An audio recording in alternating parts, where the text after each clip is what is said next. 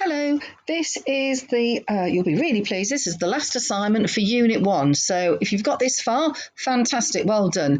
I know it's been difficult times. Right, I'm doing this as a YouTube clip, so it will cut out probably halfway through and I will go a little bit quickly.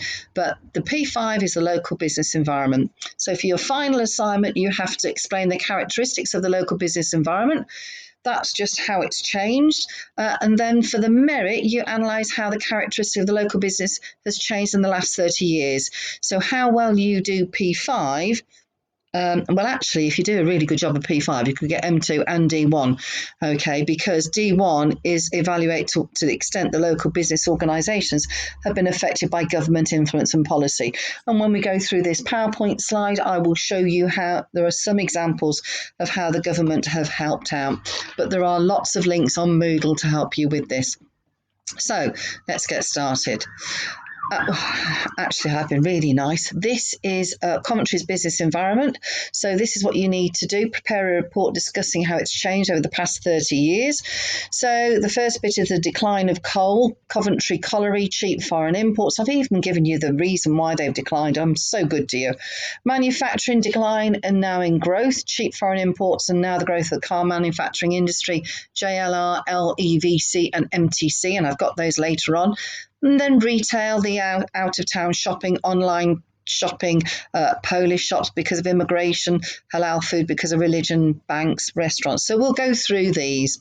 Okay, so well, the one thing that you need to understand is all businesses need a market, and what all a market means is customers who buy the products. Okay, and there are markets that relatively don't change, and those are called mass markets, and that's what we need to buy every week. It's our food, it's the drinks, it's a washing up liquid, it's washing your clothes, it's what we need, and the mass market really is very, very stable and it doesn't change. So places like Tesco's, Asda, pretty stable market groceries. Okay, so there are we're actually influenced by different things. So we want X. So fidget spinners were all about that was the last craze I can think about. So the latest phone, it used to be the latest phone, the latest camera. Okay, oh yeah, I said fidget spinner, that's old hat now. So you can probably think of something that is what every person your age now needs. Okay, so markets, just go back, markets change because of demand. So that's what's called a demand-led market. People want it, so there is a demand for it.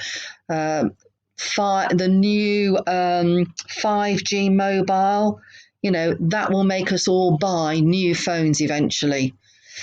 However, markets change because of cheap foreign imports, okay? And can cause the closure of some companies. So cars, shoes, bikes, electrical goods, okay? So if we're importing cheap goods, then that can change the market in the UK. Markets also change, I've also touched on it, fashion and lifestyle. So there was a decline in CDs. You could also say this was a technological change as well. But there's been a growth in vinyl records, growth of gyms at the moment and fitness activities. The government are really trying to get us fit. I've already talked about technology, music streaming. I've got a room full of old CDs. I might as well bin them now because all my music is streamed on my phone. HD television. Most people have got smart televisions where you can access whatever you want on your television. Okay, then there are economic trends. And this is, do you remember the last assignment where we talked about the economy? The economy is all linked to people having money and spending money. Okay, so if we've got economic growth, then businesses are producing more goods. If employment is high, people feel confident about spending money, okay, and of course they're earning more money. And we talked about how income is affected by employment and tax rates. So just a quick recap, because really, I think this is the best way to structure this work. Remember, we talked about primary, which is raw goods, secondary, which is manufacture, and tertiary. And I suggest that you structure your assignment like this. We've done this before. Growth and decline. Tertiary sector has, you can see 2008, massive growth in tertiary sector, massive decline in the primary sector. Okay, Coventry did have some primary.